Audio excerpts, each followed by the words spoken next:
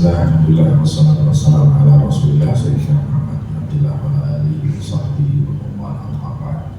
Hadratan muhtarami para ahli, para ulama, majelis keluarga, Yayasan Sulawesi, Yayasan dan semua para asatidz, para kiai yang kami muliakan, segenap para jamaah, Bapak Ibu, rahimakumullah, alhamdulillah wa syukurillah.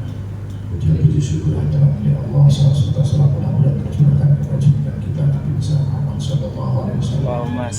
Tidak terasa malam ini kita masuk kepada malam yang ke-11 Ramadan. Mudah-mudahan tetap istiqomah untuk puasa siang hari yang mulai beserta pengajian waktu Ramadan setiap malamnya. Para Bapak Ibu sekalian yang dirahmati Allah Subhanahu wa taala, malam hari ini karena sudah malam ke-11, artinya kita masuk ke 10 hari yang kedua dari bulan Ramadan, yang itu disabdakan oleh baginda Rasulullah SAW, maghfirah. Tengahnya bulan Ramadan adalah maghfirah, adalah ampunan. Mudah-mudahan kita semua mendapatkan ampunan dari Allah Subhanahu wa taala. Berbicara tentang maghfirah, sama-sama pengampunan, ada istilahnya al-afwu, memaafkan, ada kata maghfirah, mengampuni. Al-afwu dan maghfirah. Al-afwu diartikan oleh para ulama itu al-mahwu, menghapus. Tapi kalau maghfirah itu menutup. Kalau memaafkan atau al-afwu, sebagaimana kita baca setelah tarawih itu, Allahumma innaka afuwwun karim tuhibbul afwa fa'fu anna. Afuwun adalah memaafkan. Memaafkan itu menghapus. Maka dari kata menghapus itu tentu lebih tinggi menghapus daripada maghfirah. Ada yang berpendapat demikian, tapi ada yang berpendapat sebaliknya. Kalau itu maghfirah artinya mengampuni, kalau memaafkan itu tidak melupakan, tapi kalau mengampuni maka itu akan karena menutupi, maka semuanya yang berkaitan dengan dosa itu akan dilupakan. Suatu ketika tatkala Kanjeng Nabi ada di Madinah, ada orang datang kepada Kanjeng Nabi. Kemudian Kanjeng Nabi bertanya, apakah kamu Wahsy? Betul ya Rasulullah. Wahsy ini adalah orang yang membunuh pamannya baginda Rasulullah SAW. Tapi kemudian sudah bertobat dan masuk Islam. Maka Rasul tidak balas dendam kepada Wahsy meskipun telah membunuh pamannya. Sudah bertobat dan masuk Islam. Cuma kemudian baginda Rasul bersabda, fahal tastati an tughayyiba wajhaka. Bisa gak kamu itu gak ngetok nang aku? Karena begitu aku melihat wajahmu, aku terlihat terbayang-bayang bagaimana dulu pembunuhan kepada paman. Artinya memaafkan itu tidak serta-merta melupakan, tetapi tetap saja maafkan meskipun belum bisa melupakan. Karena orang yang tidak bisa memaafkan tentu selamanya tidak akan bisa memaafkan. Tapi kalau memaafkan meskipun belum bisa melupakan, di satu saat pasti bisa melupakan kejelekan orang lain. Ada juga yang berpendapat bahwa maghfirah dan afwu itu sama saja, karena hanya berbeda istilah, berbeda kata, tapi prakteknya adalah sama. Kalau berasal dari Allah, maka semua akan mengampuni dari Allah Subhanahu wa taala, tidak menyiksa, bahkan mengganti dengan pahala. Imam Ghazali, makna maghfirah bukan sekedar ampunan dosa, karena makna maghfirah aslinya menutupi. Maka Allah menutupi hal-hal buruk dalam diri manusia dengan sesuatu sehingga manusia tampak indah. Artinya kita ini dianggap sebagai orang bagus bukan karena kita baik, tapi karena Allah bukan, karena Allah menutupi keburukan kita. Sama halnya dengan badan kita. Ya, orang laki-laki diarani ganteng, wong itu diarani ayu. Kenapa? Karena Allah menciptakan kulit. Ono wong ayu pol, tapi kulit itu glendek. Ya apa kira-kira? ya jadi jelek, ya medeni, jadi mak lampir kan gitu. Dan kulit itu kan tipis, maka kecantikan dan kegantengan itu hanya terletak pada kulit yang sangat-sangat tipis itu. Nah, seandainya Allah menciptakan kulit itu transparan seperti kaca, maka tidak ubahnya setiap manusia adalah WC berjalan, karena kotorannya kelihatan itu di kulit itu. Maka Allah menutupi dengan kulit itu, maka kemudian manusia tampak gagah, lanang tampak ganteng, ketok. Selanjutnya Allah menciptakan batin kita, Allah menciptakan hati, di mana keburukan-keburukan itu ada di dalam hati sebelum dia terpancar keluar dari kata-kata. Maka tatkala ada orang benci kepada orang lain, orang tidak pernah mengetahui kalau dia benci. Maka boleh jadi ada orang yang bermusuhan, tapi tatkala bertemu muka, maka saling senyum dan saling bermusafah, bersalaman. Kenapa? Karena benci itu disimpan oleh Allah di dalam hatinya masing-masing. Seandainya Allah tidak menciptakan hati dan tidak menutupi perasaan setiap orang, boleh jadi ada orang ketemu langsung gelut, langsung pacok-pacokan. Kenapa? Langsung kentok di cidate itu perasaannya, aku benci kamu, langsung kelihatan. Makanya Allah maghfirah, dengan maghfirah itu Allah menutupi. Karena satu ketika boleh jadi dia benci karena keliru, salah paham, maka kemudian dia menarik diri dari kebenciannya, sementara orang yang dibenci tidak pernah tahu kalau dia pernah dibenci. Maka seandainya setiap dosa itu ditutupi oleh Allah, maghfirah itu kan Allah menutupi, sehingga kita tidak tahu orang ini berbuat dosa apa kemarin, tadi malam berbuat dosa apa bulan kemarin, kita tidak ada yang tahu karena Allah menutupinya dengan maghfirah. Seandainya Allah tidak menciptakan maghfirah, tidak menutupi semua dosa, bahkan dosa diwujudkan, misalnya setiap orang ngerasa-ngerasa langsung muncul misalnya tai lalat di mukanya satu, ngerasanya mau loro ganti loro terlupa, waduh ini bahaya, orang semuanya hitam semua ya, kebanyakan tai lalat itu. Untungnya Allah tidak berbuat demikian, Allah tetap menutupi sehingga orang itu bertobat, maka sama sekali tidak ada sisa dan bekas daripada dosa yang dilakukannya. Baginda Rasul SAW bersabda, Allah Subhanahu wa Ta'ala berfirman di dalam hadis qudsi, ya bani Adam, wahai manusia, anak Adam, innaka ma da'autani wa rajautani wa fardulak ala ma kana fika wa la ubali. Allah Subhanahu wa Ta'ala berfirman, hai manusia, selama engkau berdoa kepadaku, beribadah kepadaku, mengharap-harap maghfirahku, maka aku ampuni dosa-dosamu. Berapapun besarnya aku tidak pernah memperhatikannya. Ya bani Adam, wahai anak Adam, lau balagha dhunubuka ananas sama, seandainya dosamu banyak ditumpuk sampai jutul langit, ananas sama, sampai nyampe ke langit, tsumma astaghfartani wa fa'altu lak, kemudian kamu meminta maaf, tak maafin, dosaku tumpuk-tumpuk tokok bumi tanah sampai jodoh langit. Padahal langit itu jauh mengukur. Kalau bapak ibu jam 12 siang keluar dari rumah kemudian melihat ada ke atas, itu lihat langitnya warnanya apa? Biru. Ya, langit warna biru. Itu bukan warna langit kata guru IPA waktu SD ya.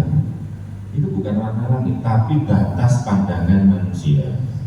Seandainya panjenengan bisa terbang menjadi Gatot versi Indonesia, versi Barat dari Superman, kemudian mendur ke tempat yang dikira biru itu, maka warna biru itu akan berpindah ke atas lagi. Itu saking dari luas langit, betapa tingginya langit. Langit itu biru ya, warnanya biru betul ya. Tapi terkadang kita dibohongi sama guru gitu waktu TK. Disuruh nyanyi bintang kecil di langit yang biru. Ya, bintang kecil. Bintang itu munculnya kapan? Siang atau malam?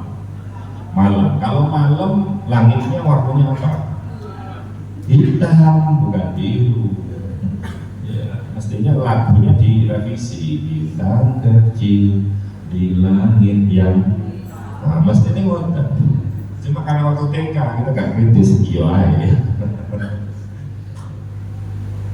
Nah, kemudian kita kaji tentang ini secara ilmu pengetahuan alam, berbicara tentang langit, klaster galaksi terjauh di semesta berhasil ditemukan oleh NASA. Ternyata gugusan bintang itu berjarak 12,6 juta tahun dari bumi. Jadi dari bumi ini ke namanya klaster bintang galaksi itu 12 juta tahun, 12 juta tahun. Dan ini merupakan klaster galaksi termuda yang pernah ditemukan. Itu 12 juta tahun dengan kecepatan cahaya, bukan jalan kaki sini memegang, bukan, tapi ini dengan kecepatan cahaya. Yang mana kecepatan cahaya itu 300.000 km per detik, bukan per jam. Kalau mobil per jam, kereta cepat itu ya 360 km per jam, sementara cahaya 300.000 km per detik, ya, bukan lagi per jam, per detik. Itu masih membutuhkan waktu 12 juta tahun untuk sampai ke kumpulan bintang yang disebut dengan galaksi. Untuk membayangkan betapa besarnya langit itu, kita lihat ini adalah yang disebut dengan bulan. Orang dulu mengira kok bulan, apa namanya, bumi. Orang mengira bumi itu seperti meja datar, sehingga kalau ada orang jalan ke selatan dia akan terperosok ke jurang yang sangat dalam. Itu batasnya bumi. Orang dulu berkata demikian, ya, beranggapan demikian. Setelah ketemu ilmu pengetahuan alam, barulah kemudian diketemukan bahwa ternyata bumi itu bentuknya bulan. Sing repot karena bulan, kalau Anda mengatakan atas, kalau kita berada di atas bumi, atas sana. Orang yang di bawah, atas di sana. Yang di samping, atas sana. Terus atas itu di mana? Tergantung yang ngomong. Ini bumi. Kemudian ada namanya ini planet Venus seperti ini. Ada Mars, Mercury, Pluto. Yang kecilnya Pluto. Bumi lumayan besar ya, kalau dibandingkan dengan Pluto. Tapi coba kita bandingkan dengan yang lain. Begitu dihadirkan Saturnus dan Jupiter, maka inilah bumi tadi itu. Bumi dibandingkan dengan Jupiter seperti ini kecilnya. Ini bumi yang kita pijak dibandingkan dengan Jupiter. Dibandingkan lagi dengan matahari. Ini mataharinya. Ini matahari. Buminya jadi ini. Buminya dari satu titik ini ya. Jadi matahari itu besar sekali. Cuma nampaknya kecil. Kenapa? Karena saking dari jauhnya. Maka jangan tertipu dengan pandangan mata. Orang mengira matahari kecil, padahal hakikatnya jauh lebih besar daripada bumi yang kita pijak. Jupiter tadi ini, padahal tadi besar, tapi begitu dihadirkan matahari, maka semuanya akan menjadi kecil. Maka konsep kiamat itu gak repot-repot. Kalau matahari menghantam bumi, hancur besar telur.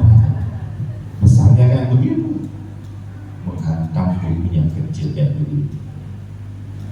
Tinggal Allah menarik gaya gravitasi sehingga kemudian semua planet berjalan tak beraturan, akhirnya tabrakan satu sama lain, menghancurlah bumi. Lah kalau bumi itu menjadi satu titik kayak begini, omongin jenengan dek undi. Sebelah mana? Buminya kayak begitu. Maka betapa kecilnya manusia. Maka kita diajarkan untuk sholat takbir Allahu Akbar. Allah Maha Besar, yang besar hanya Allah. Matahari ini besar di hadapan bumi, tapi di hadapan Allah itu akan menjadi kecil. Maka selanjutnya Allah Subhanahu wa taala berfirman dalam hadis qudsi, ya bani Adam, inna kalau ataitani bi qurabil ardi khataya. Wahai manusia, jikalau kamu datang kepadaku dengan membawa dosa-dosa yang hampir memenuhi bumi, kemudian kau bertemu dengan Allah, sedangkan kamu tidak syirik, maka aku akan mendatangkan maghfirah sebanyak itu pula. Kalau dosamu sepenuh bumi, maka maghfirahku juga sepenuh bumi aku akan kasihkan kepada kamu. Maka jangan khawatir, maghfirah Allah itu sangatlah besar. Ini ada kisah dalam satu hadis. Satu ketika Kanjeng Nabi bersama dengan Sayyidina Umar. Sayyidina Umar nangis. Ngapain kamu nangis? Mayuki kayak Umar. Anu Kanjeng Nabi kan ngajeng wonten lari ngomong nangis. Lah kalau ternyuh kalau nangis bisa. Wes pokok lebu. Disuruh masuk anak ini, pemuda ini, kemudian Rasul bertanya, Mayuki kayak siapa? Kenapa kamu nangis? Apa yang menjadikan kamu nangis? Kanjeng Nabi, abalkan ni dunubun kathiro. Kalau gadah dosa kuatah Kanjeng Nabi. Kalau khawatir Gusti Allah marah. Apakah kamu syirik? Boten Gusti Allah. Apakah kamu membunuh orang? Boten Kanjeng Nabi. Ngerti ya? Allah itu Maha mengampuni dosa. Seandainya dosamu itu seperti langit tadi itu banyaknya, seperti bumi, seperti gunung-gunung itu, yakinlah maghfirah Allah lebih besar dari itu semua. Ngapunten Kanjeng, dosa kula luwih gede ketimbang langit. Dosamu luwih gede ketimbang langit. Zambuka a'zam minal kursi. Apakah dosamu lebih besar daripada kursinya Gusti Allah? Sing lebih gede dosa kula. Lebih besar mana dosamu dengan arash? Lebih besar dosa kula Gusti. Lebih besar mana kira-kira? Dosamu ataukah Allah? Lebih gede Gusti Allah. Ya sudah, Allah pasti akan memberikan ampunan kepada. Ngomong-ngomong, jane dosamu apa sih? Kok rumah saku gede, dosamu gede. Apa memang yang telah kamu lakukan? Qala ya Rasulullah, inni kuntu rajulan nabasya. Ya Rasulullah, saya ini adalah orang yang profesinya tukang gali kuburan. Sejak 7 tahun yang lalu, aku setiap hari gali kuburan. Sampai satu ketika ada seorang perempuan muda mati, kemudian dikubur di situ. Malam harinya tak bongkar kuburannya, tak ambil kain kafannya. Kain mahal, kainnya dicuri. Mencuri yang paling aman, mencuri di kuburan. Kalau mencuri di toko, ketemu orang dikepui uang, di kuburan aman. Di kedok, kemudian dicuri kain kafannya. Setelah dia membawa keluar kuburan, kemudian ada setan datang ke pikiranku. Akhirnya aku kembali ke kuburan. Apa yang terjadi? Wanita yang mati tadi itu aku perkosa. Wis mati. Tadi kain kafannya diambil, kemudian dia berbuat seperti itu. Tadi pulau itu dosa iku gede Gusti. Kanjeng Nabi, dosa pulau. Kalau khawatir Gusti Allah ini marah kepada, murka. Lah tatkala aku mau meninggalkan wanita itu, mayat. Lo kok ngomong sih, wailan ya syar, rusak kamu gak pedih dan bagaimana, gak izin. Bagaimana kau bisa meninggalkan aku dalam keadaan telanjang, dan engkau menjadikan aku nanti bangkit di hadapan Allah dalam keadaan junub. Sapi rotusong, wahai pemuda, aku langsung lompat ke takut tak lari, dan aku sekarang lapor kepada engkau ya Rasulullah. Oh, yo itu lah dosanya gede men, terus nyolong, zina bisa, ketika orang mati bisa, lemen lah. Wis akhirnya apa? Diusir sama kanjeng Nabi, awakmu mulia kok, macet dengan aku, gede itu soal. Akhirnya apa? Pemuda ini menjauh dari kanjeng Nabi selama 40 malam. Selama 40 malam dia wiridan, zikir kepada Allah, minta ampun kepada Allah, terus dia wiridan. Sampai satu ketika malaikat Jibril datang kepada kanjeng Nabi Muhammad SAW dan menceritakan bahwasannya ini pemuda tadi di dalam munajatnya dia berdoa kepada Allah, ya Allah, seandainya engkau mengampuni aku, tolong ampunanmu ini beritahukan kepada Nabi Muhammad SAW. Kalau memang engkau tidak mengampuni dosaku, tolong kirim api dari langit menyambar aku, biar aku terbakar, akan tapi nanti di akhirat aku terbebas dari api neraka. Akhirnya apa? Orang itu diampuni. Allah mengirim malaikat Jibril dan memberitahukan kepada baginda Nabi Muhammad SAW bahwa pemuda itu telah diampuni oleh Allah Subhanahu wa Ta'ala. Keesokan harinya kanjeng Nabi memanggil pemuda itu dan memberitahu bahwasanya dia telah diampuni oleh Allah Subhanahu wa Ta'ala. Hadis ini sangatnya lemah, dhaif ya, tapi karena dhaif lemah masih bisa untuk cerita-cerita saja. Para bapak ibu sekalian yang dirahmati Allah Subhanahu wa Ta'ala, satu ketika ada seorang kiai diundang pengajian, dijemput sama supir, ya, sama supir yang mengundang, dibawa sama mobilnya. Di tengah perjalanan si supir bertanya, wahai Pak Kiai, kula niki kathah dosane. Jadi Pak Kiai, ya tobat to. Lah kula niki bingung Pak Kiai, lek kula mantun tobat ngakoni dosa maneh pripun? Ya tobat maneh. Lho kok lek ngakoni dosa maneh, ya tobat maneh dari Kiai. Belum selesai diskusi itu, mobilnya sudah sampai di tujuan. Pak Kiai turun pengajian. Setelah pengajian ramah tamah, Pak Kiai melihat supir yang tadi bertanya kepada Kiai itu mencuci mobil. Begitu mencuci mobil, didatangi sama Kiai tadi. Pak, ngapain? Nyuci, Pak Kiai nyuci mobil. Kenapa dicuci? Habis ini kan dipakai kotor, ya dicuci lagi Pak Kiai. Habis itu kan dipakai lagi, ya dicuci lagi. Lalu dipakai lagi kotor lagi, ya dicuci lagi. Oh, tak kira mobil nggak usah dicuci. Kalau suwe, paling ngono harus ganti gawe, kira-kira ganti dicuci. Selamat lagi, selamat susah ya.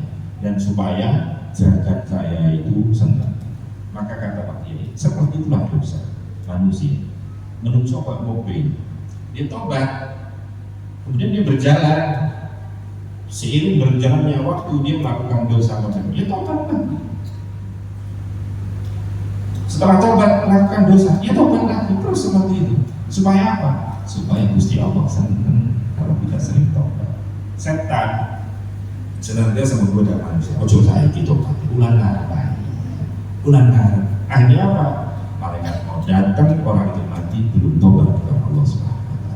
Itu tujuannya setan. Maka setiap kita berdosa, segera kita tobat kepada Allah Subhanahu wa Ta'ala. Allah Subhanahu wa Ta'ala di dalam hadits qudsi berfirman, "Aznaba abdun dzamba." Oh, ada hamba, dia berbuat dosa. Kemudian dia meminta maaf kepada Allah, maghfirli dzambi. Maka Allah Subhanahu wa Ta'ala menimpali, "Aznaba abdi dzamba." Fa'alima anna lahu rabban yaghfiru dzamba wa ya'khudhu bidzambi. Oh, hambaku satu ini dia melakukan dosa, tapi dia tahu bahwa dia punya Tuhan yang maha mengampuni dosa-dosa dan menyiksa dosa-dosa itu. Summa ada fa'adnaba, dia sudah diampuni sama Allah. Kemudian dia berdosa lagi, dia minta maaf lagi sama Allah. Berdosa lagi, minta maaf lagi sama Allah. sampai kemudian Allah Subhanahu wa taala berfirman, "Ikmal masyita faqad ghaffartu lak." Ya wis, lakukan semaumu karena aku telah mengampuni dosa-dosa. Artinya Pak, kalau orang itu berbuat dosa, kemudian dia itu taubat dengan sebenar-benarnya, maka taubatnya pasti diterima oleh Allah Subhanahu wa taala. Adapun dia kemudian berubah pikiran, kemudian tergoda lagi, kemudian maksiat lagi, maka ya taubat lagi. Maka yakinlah Allah akan senantiasa menerima taubat kita. Ada sebuah perumpamaan, ini diriwayatkan dalam hadis riwayat Muslim. Ada orang, dia mau pindah domisili, misalnya dari Bulawang kepingin pindah ke Karawang, Bekasi. Karena kepingin pindah rumah, rumahnya dijual. Dia punya sawah, sawah dijual. Dia punya tempat usaha, punya toko dijual. Semuanya dijual. Dan karena orang dulu ya nggak naik mobil, naik onta. Akhirnya uang tadi penjualan sawah dan semua hartanya dimasukin ke koper, ke karung. Begitu juga dia punya makanan, minuman selama perjalanan dimasukin dinaikkan ke atas onta. Kemudian dia mulai naik onta menuju ke Karawang. Pertengahan jalan, mungkin dari sini ke Karawang di Semarang, nyampe di Semarang, kesel. Akhirnya dia turun untuk istirahat, dia kesel, mudun, turun dari onta. Turun dari ontanya, kemudian dia duduk sebentar, melayang-layangnya, kok keselian keturun.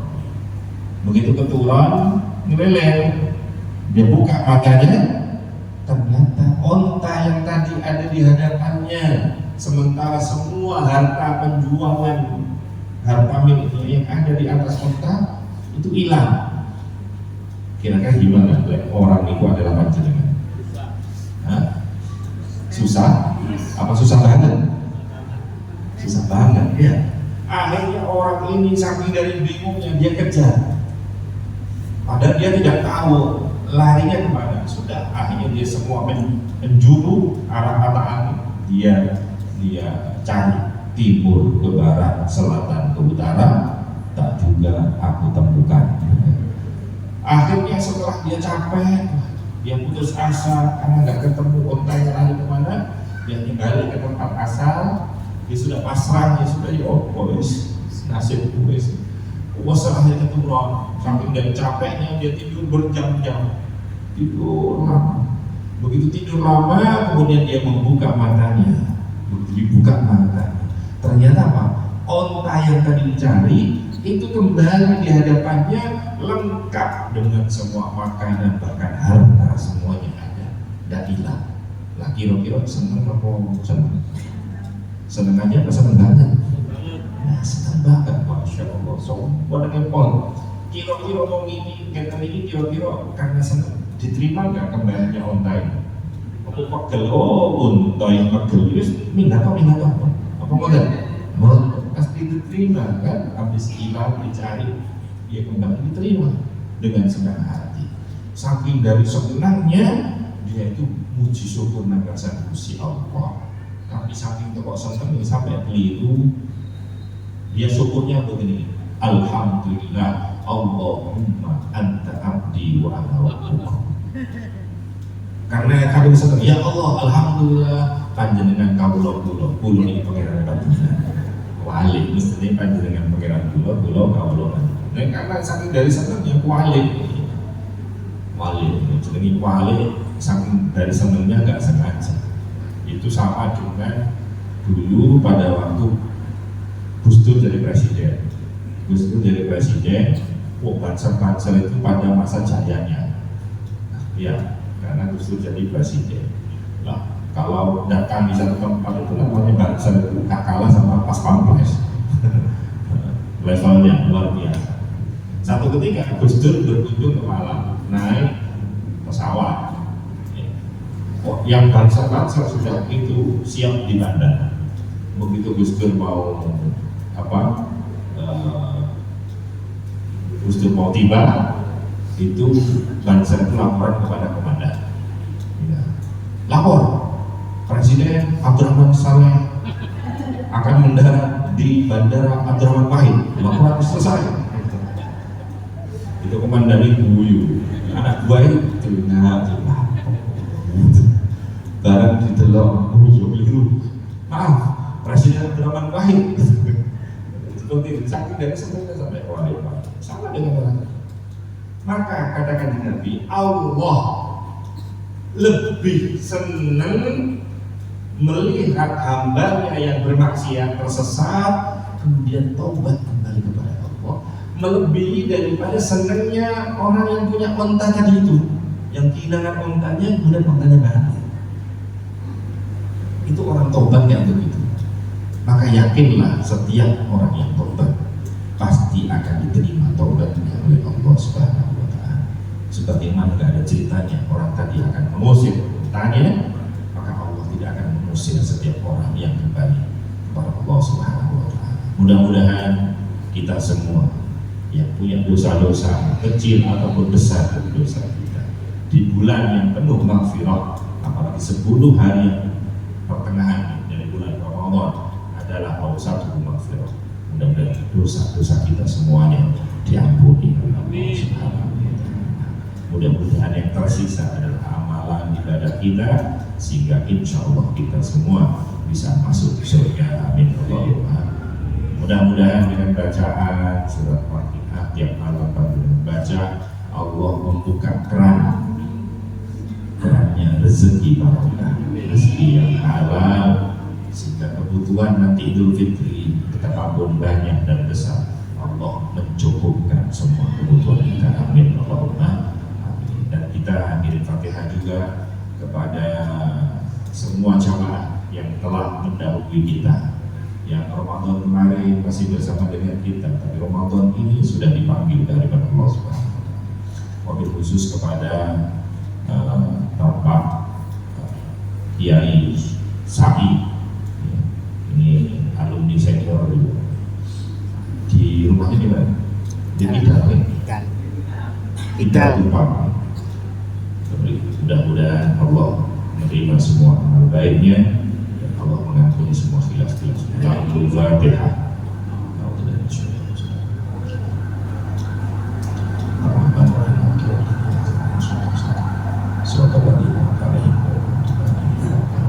Mohon sakit belakang